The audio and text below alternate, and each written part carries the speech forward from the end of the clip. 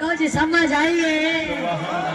اچھا میرے بھائیوں، اب سرکار چلے کہاں سے تھے؟ توجہ ہے نا، سرکار چلے کہاں سے تھے؟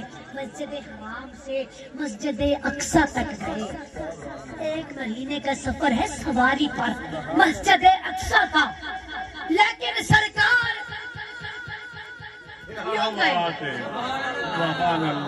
سرکار یوں گئے، پھر وہاں سے پہلے آسمان تک 500 سال کا سفر ہے، پھر ہر آسمان تک 500 سال کا سفر ہے، پھر آگے پتہ نہیں کتنے لاکھ عرش آئے، سدرۃ المنتہا آیا۔ جب سارا کچھ طے کر کے حضور واپس تشریف لائے نا، تو مکہ کے کافروں نے شور مچا دیا۔ ابو جہل تو صبح صبح ہی صدیق اکبر کے دروازے پر آیا۔ اب ابو جہل نے سوچا کہ محمد عربی نے یہ بہت بڑا دعویٰ کر دیا ہے کہ میں رات کے چھوٹے سے وقت میں مسجد حرام سے مسجد اقصی تک گیا، میں مکہ سے بیت المقدس تک گیا، میں نے آسمانوں کی سیر کی، میں نے جنت اور دوزخ دیکھی، میں نے رب کا دیدار کیا۔ یہ بات ہماری عقل میں نہیں آتی۔ اب اسی بات کے ذریعے ابو جہل یہ سوچ رہا ہے کہ اسی بات کے ذریعے ہم مسلمانوں کو بھٹکا لیں گے، انہیں حضور کے گروپ سے الگ کر دیں گے، کیونکہ یہ بات عقل میں نہیں آتی۔ 1 مہینے کا سفر ہے سواری پر مسجد حرام سے مسجد اقصی کا، اب یہ باتیں ہماری عقل میں نہیں آتی، تو اب اسی بات کے ذریعے ہم مسلمانوں کے ذہن میں حضور کے بارے میں شک پیدا کر دیں گے، ان کو حضور کے خلاف کر دیں گے۔ اب ابو جہل نے سوچا کہ میں پہلے جاتا ہوں ابو بکر کے پاس، کیونکہ اگر وہ گمراہ ہو گیا نا تو پھر اگلا کام وہ خود ہی آسان کر دے گا، کیونکہ اس کی تبلیغ کی وجہ سے بہت سے لوگ مسلمان ہوئے ہیں۔ اچھا اب وہ آ گیا، دستک دی، ابو بکر باہر نکلے، آپ نے فرمایا کیوں آئے ہو؟ تو اب وہ کہتا ہے ابو بکر اگر کوئی کہے بھائی میری بات کو غور سے سنے۔ اب ابو جہل کہتا ہے کہ ابو بکر اگر کوئی کہے کہ میں رات کے تھوڑے سے وقت میں مسجد حرام سے مسجد اقصی تک گیا، میں نے آسمانوں کی سیر کی، میں لامقام پر گیا، میں نے جنت اور دوزخ دیکھی، میں نے رب کا دیدار کیا، تو کیا اس کی یہ بات تم مان لو گے؟ آپ نے فرمایا نہیں، کیونکہ یہ بات عقل میں نہیں آتی۔ اب وہ دوبارہ کہتا ہے کہ ابو بکر یہ پکی بات ہے نا کہ کوئی بھی اتنے چھوٹے سے وقت میں نہیں جا سکتا، رات کے چھوٹے سے وقت میں مسجد حرام سے مسجد اقصی تک جانا، پھر آسمانوں کی سیر کرنا، پھر لامقام پر جانا، پھر جنت اور دوزخ دیکھنا، اگر کوئی کہے تو کیا تم اس کی یہ بات مان لو گے؟ آپ نے فرمایا نہیں مانوں گا، کیونکہ یہ بات عقل میں نہیں آتی۔ تو اب اس نے غور کیا، اب وہ کہنے لگا کہ ابو بکر وہ جو تمہارا دوست ہے نا بچپن کا محمد عربی، جس کو تم اپنا رسول مان چکے ہو، جس کو تم اپنا نبی کہتے ہو، یہ وہ کہہ رہے ہیں کہ میں رات کے تھوڑے سے وقت میں مسجد حرام سے مسجد اقصی تک گیا، میں نے آسمانوں کی سیر کی، میں لامقام پر گیا، میں نے جنت اور دوزخ دیکھی، میں نے رب کا دیدار کیا۔ تو ابو بکر نے فوراً جواب دیا، فرمایا لو کان لصدق، اگر وہ کہتے ہیں تو بالکل ٹھیک کہتے ہیں۔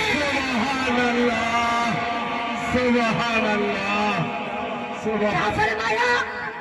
اگر حضور فرماتے ہیں تو بالکل ٹھیک فرماتے ہیں۔ سبحان اللہ۔ اب ابو جہل کہتا ہے کہ ابو بکر ابھی تو کہہ رہا تھا کہ یہ بات عقل میں نہیں آتی، تو اب ابو بکر نے جواب دیا کہ ابو جہل تو کہہ رہا تھا، تو کہہ کہہ رہا تھا اگر کوئی کہے اوے وہ کوئی تو نہیں ہے، اوے وہ کوئی تو نہیں ہے، وہ تو میری جان ہے، وہ تو میرا ایمان ہے، وہ تو میرا رسول ہے۔ میرے بھائیو یہ ہوتا ہے رسول کو ماننا، سبحان اللہ، یہ سبحان ہوتی اللہ، ہے سرکار سے محبت، کیا بات ہے، سرکار سے پیار۔ سبحان اللہ، میرے بھائیو اب بات یہاں پر ختم ہو چکی تھی، احمد بات میں توجہ کرنا، اب بات تو بالکل ختم ہو گئی ہے نا، تو اب ابو بکر نے فرمایا کہ اگر تو اس سے اگلی بات کرتا نا میں وہ بھی مان لیتا۔ اب میرے بھائیو اس سے اگلی بات کیا ہو سکتی تھی کہ ایک بندہ رات کے مختصر وقت میں مسجد حرام سے مسجد اقصی تک جائے، مکہ سے بیت المقدس تک آسمانوں کی سیر کرے، لامکان پر جائے، جنت اور دوزخ دیکھے، رب کا دیدار کرے، جی رب کا دیدار کرے، اس سے اگلی بات کیا ہو سکتی تھی؟ تو مفسرین لکھتے ہیں حضرت ابو بکر کے اس قول پر کہ ابو بکر نے فرمایا کہ ابھی تو تم نے یہ کہا ہے نا کہ حضور نے فرمایا میں نے وہاں جا کر دیکھا ہے، میں اسے بھی مانتا ہوں، اور اگر حضور یہ فرما دیتے کہ یہاں رہ کر دیکھا ہے میں اسے بھی مان لیتا۔ سبحان اللہ، سبحان اللہ، نعرہ تکبیر، نعرہ رسالت، نعرہ خلافت، نعرہ حیدری، سبحان اللہ۔ آپ نے فرمایا ابھی تو تو یہ کہہ رہا تھا کہ حضور نے فرمایا میں نے وہاں جا کر دیکھا ہے، فرمایا میں اسے بھی مانتا ہوں، اور اگر حضور یہ فرما دیتے کہ یہاں رہ کر دیکھا ہے میں اسے بھی مان لیتا۔ سبحان اللہ، اے بولو تو صحیح، سبحان اللہ، اس کو سمجھ آ رہا دونوں ہاتھ اٹھا کر بولو۔ سبحان اللہ، اچھا اب میرے بھائی اور بزرگوں ابو بکر نے کیا فرمایا؟ لو قال لصدق، کہ حضور جو فرماتے ہیں ٹھیک فرماتے ہیں، بے شک، اگر جو فرما دیا ٹھیک فرما دیا۔ میرے بھائیو ایک مرتبہ نا بھائی تھوڑی سی کو کم کر دے، تھوڑی سی، ایک مرتبہ نا میرے عمر نے بھی یہی فرمایا تھا کہ میرے آقا نے جو فرما دیا بالکل ٹھیک فرما دیا۔ سبحان اللہ، سنو، ایک مرتبہ مدینہ طیبہ میں دو لوگوں کے درمیان جھگڑا ہو گیا، ایک یہودی تھا اور دوسرا مسلمان تھا۔ وہ نام کا مسلمان تھا، نمازیں تو پڑھتا تھا، روزے رکھتا تھا، حج بھی کرتا تھا، عبادت بھی کرتا تھا، مگر دل مسافر تھا، خود منافق تھا، خام سمجھ آئیے۔ اب جھگڑا ہو گیا جی کسی بات پر، تو اب وہ کہنے لگے کہ فیصلہ کس سے کروائیں، فیصلہ کس سے کروائیں، فیصلہ کس سے کروائیں۔ وہ یہودی کہتا ہے یار چلو مسلمانوں کے نبی کے پاس چلتے ہیں۔ آقا کے پاس آئے، آقا نے سارا ماجرا سنا، اب آقا نے فیصلہ اس یہودی کے حق میں کر دیا۔ تو جب وہ باہر نکلا نا تو وہ کہتا ہے کہ میں اس فیصلے کو نہیں مانتا، چلو ابو بکر کے پاس چلو۔ حضرت ابو بکر صدیق کے پاس آئے تو حضرت ابو بکر نے بھی فیصلہ اس یہودی کے حق میں کر دیا۔ تو اب وہ یہودی اس فیصلے کو بھی نہیں مانتا، تو اب وہ مسلمان کہتا ہے کہ میں اس فیصلے کو بھی نہیں مانتا، چلو حضرت عمر کے پاس چلتے ہیں۔ عمر پاک کے پاس آئے، اب وہ یہودی کہتے ہیں کہ حضور پہلے ہم گئے تھے آپ کے نبی کے پاس، انہوں نے فیصلہ کر دیا میرے حق میں، یہ اسے نہیں مانا۔ پھر ہم گئے تھے ابو بکر کے پاس، انہوں نے بھی فیصلہ میرے حق میں کر دیا، یہ اسے بھی نہیں مانا۔ اب ہم آئے ہیں آپ کے پاس، تو آپ بھی ہمارا فیصلہ کر دیجئے۔ تو اتنی دیر میں وہ منافق مسلمان کہتا ہے کہ عمر آپ مجھے یہ بتائیں جب آپ مدینے آئے تھے تو آپ کے پاس کیا تھا؟ کچھ بھی نہیں تھا، آپ کی مدد ہم نے کی تھی، آپ کو رہنے کے لیے جگہ ہم نے دی تھی۔ تو اب حضرت عمر سمجھ گئے کہ یہ مجھے اپنی طرف کرنا چاہتا ہے۔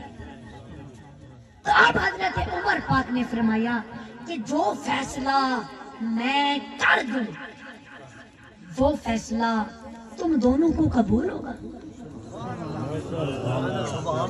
وہ فیصلہ تم دونوں کو قبول ہوگا؟ کہنے لگے جی آپ جو فیصلہ کر دیں گے وہ ہمیں قبول ہوگا، کیونکہ آپ مسلمانوں کے بڑے خیر خواہ ہیں۔ اتنا کہنا تھا کہ حضرت عمر پاک گھر گئے، گھر سے اپنی تلوار نکالی، تلوار نکال کر اس منافق مسلمان کا سر تن سے جدا کر دیا، فرمایا جو میرے نبی کا فیصلہ نہ مانے اس کا فیصلہ عمر نہیں، کر کے عمر کی تلوار کرتی ہے۔